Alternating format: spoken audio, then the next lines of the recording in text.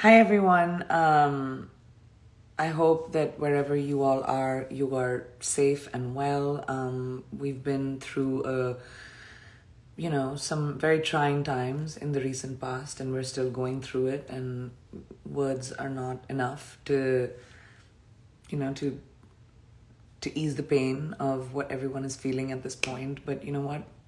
What we can do is the best that we can do, and all we can try to do is help in whichever way possible. The impact of COVID across India right now is crazy, and all I can do, and I think people who are not home right now, just a sense of helplessness. So, we're trying to do the best that we can, and that's been like a key driver for me and Nick for the Together for India fundraiser. And I just wanted to take a moment to thank each and every one of you who donated, people who spread the word. You have helped save so many lives, and I just wanted to give you a quick update about what the Together for India fundraiser has done. We have, let me see, I'll give you guys exacts. Okay, so we have so far raised about $1 million, which is 7.5 crores Indian rupees, and that'll help us procure about 500 oxygen concentrators, which means providing more than 2,500 patients with oxygen supply every month. We'll help provide manpower for about 10 vaccination centers, which will help over 6,000 people get vaccinated. It'll provide about 422 oxygen cylinders, each of which has a capacity of 6,000 liters of oxygen. Each one of you who donated helped us achieve that. Give India is doing some incredible work on ground, and there's nothing that I can say which will make this any better. But I just wanted to appreciate everyone on ground who's actually doing the work, who is, it's so amazing to see so many people come together to help our community, help our country, and at a time which is unbelievable. And just speaking of that, I would like to extend this fundraiser to $3 million now, because I think that's all we can do sitting outside of the country is donate and help. And we know that with Give India, all your money is going to the right place. So we're going to extend the fundraiser to $3 million, and I hope that you feel generous and know that your money is going to the right place. And we've already been able to achieve so much, and we're going to be tangibly making a difference. So with that, I would like to invite someone very special to join me. He is going to help us achieve this target. Vinod Khosla is a dear friend, but he's also the founder of Khosla Ventures, and he has done so much donating right now during this current COVID crisis, and he's providing incredible aid. Since April, he's been, donating and working, has been coordinating efforts with Give India, with critical medical equipment, with oxygen to several hospitals across India. And from this moment onwards, Vinod is going to be tripling all the donations that come in up to $1 million. Tripling. So if you donate $100, Vinod is going to add $200 to your donation, so it'll become $300. And I'm so grateful for Vinod to, to be contributing the way he is. That's what this time requires, is all of us to come together, and Indians around the world and people who care for the country and care for humanity to come together and help. That's the best we can do. I'm going to try this. This never really works for me. But I'm going to try and get Vinod live. So give me a second. Not the best at this, but we shall attempt it. I've sent to Give India, and hopefully we'll be able to go live together. Lakan Dev, you're asking how you can donate. There's a link in my bio. you can absolutely go to the link in my bio. Hi, Vinod. How are you? Hi, Priyanka. I'm doing great despite this sad time. It's an Good to see insane you. time, but it's Yes. so good to see you. And I just cannot believe how you have come through for the country and how much you're doing to provide much needed aid. So thank you, first of all, for doing that, working with Give India and providing so much ease. That's all we can do, sitting away from the country and just reading about everything and, feeling like India is currently in like a reactive mode, and what can we do um, to help India tackle this second wave? So, what I wanted to really ask you is, with your network and intel, what do you think? What do you think needs to happen for us to move into like a responsive state instead of a reactive state like we are in the country right now? How much help is needed? You've obviously been working at this since April, so I would love to know from you and everyone who's watching what you've heard. Well, like a lot of your listeners, first I want to say I was busy working, reading the stories when my family really said, "Hey, you got to do something." So it was the family, my wife and kids who said, "Hey, we really need to get involved." And Yeah, I'd be the same message to all your audience. It's okay to hear about the stories and feel bad, but you can do something. And that's yeah, what caused me to step up and say, what can we do? The scale of the problem that you're talking about is so large. It's hard to imagine how you address enough people if thousands of people are dying every day. And my bet is the deaths are really underreported just because it's absolutely. hard to keep up with all the information. Um, so, the first things are obvious, and this addresses this fundraiser in a big way. Every single day that oxygen supplies are delayed, somebody dies. One hospital had a 1 day delay, and 8 people died in that hospital. And government bodies are trying to do as much as they can. When I talked to the chief minister, he said, "We have the money, but it takes weeks to go through a tender process.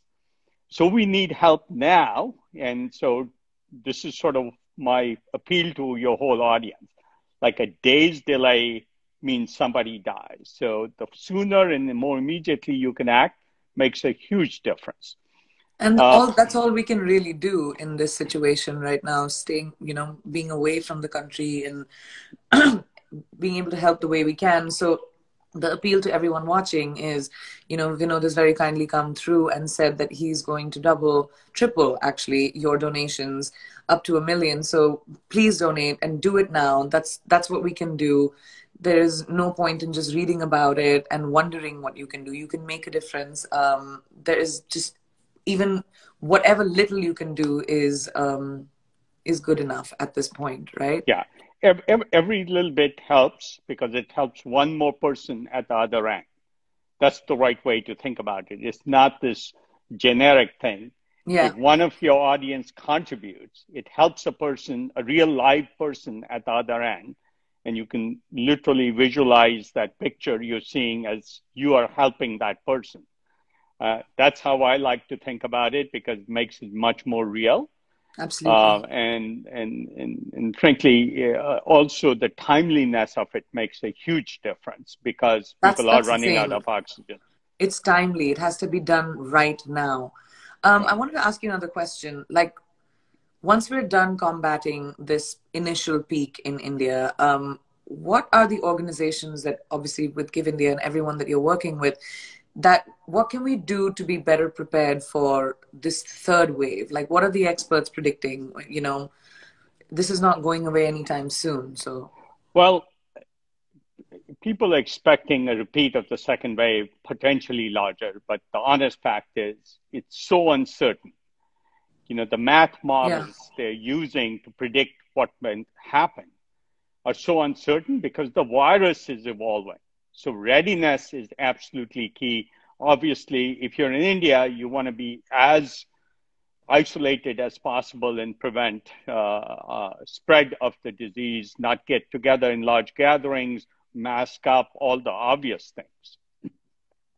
if you're outside, the main thing you can do is help and help financially, especially the organizations. And this is where Give India is a very good organization. They have feet on the ground because Yeah. even if you give money, somebody has to buy concentrators from Somebody has to China or make it happen.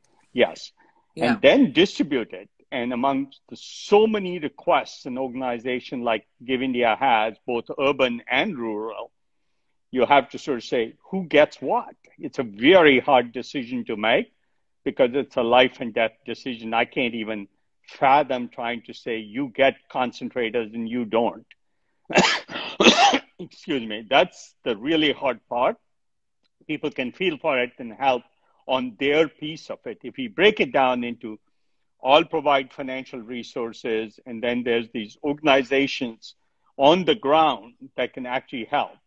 And Give India is not only giving to Delhi and to Bangalore and other places. And by the way, over 20,000 concentrators Give India has provided or ordered, 14,000 cylinders, 150 bed ICUs near Bangalore. The list goes on and on. Ola Cab in India and Give India are providing free delivery of oxygen concentrators to those people who need it at home. Oyo Rooms is making isolation wards available or isolation rooms available. So a lot of people pitching in, but everybody needs to do the one piece they can do and not think of it as a problem too large to make a difference in. In fact, it is making a difference. So you think, for people to understand, and I know you and I have been saying this a lot on our individual level, but people who are not in India, what can we do? I think contributing to Give India and to other organizations is contributing financially is the most important thing we can do, and more important, doing it immediately. Yeah.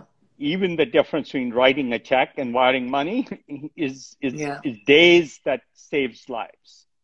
It's timely. It's right now. It's urgent, and we just need to remember that this is not going anywhere, and everyone in India is affected by it. I know every single person I know is affected by COVID right now in India, and it's terrible. It's scary. But thank you, Vinod. Thank you for being the Indian that, we know that we are as a community. Thank you for coming through.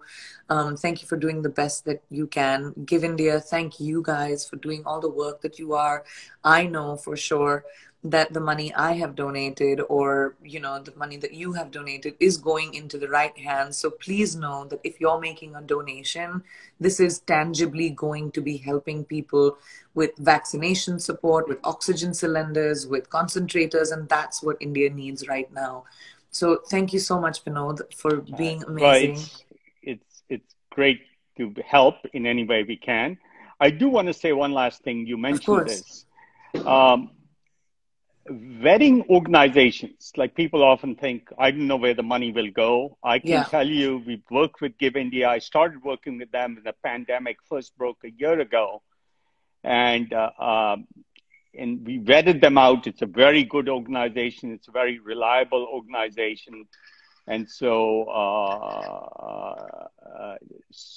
people should have confidence in giving to Give India that the money will be very useful and immediately used to help somebody. Thanks very much. And thank you. I know that besides this contribution, you contributed to so many other requirements. And I just wanted to say a really heartfelt thank you so much, Vinod. Sure. Thanks, Priyanka. And thanks for everything you're doing. Of course. We all have to do our best. I'll see you soon. Thank you so much, Vinod. Okay. Bye-bye. Bye. I just want to tell everyone else that with a daily count of about 400,000 cases in India, even the best served cities like Delhi, Mumbai, Bangalore are, they're just overflowing, and we have to do the best that we can. And thank you everyone for donating. Please continue to donate. All we have to do is the best we can to help our friends and family back home. So thank you, Vinod, and thank you everybody who watched. Please thank you. Bye-bye. Bye.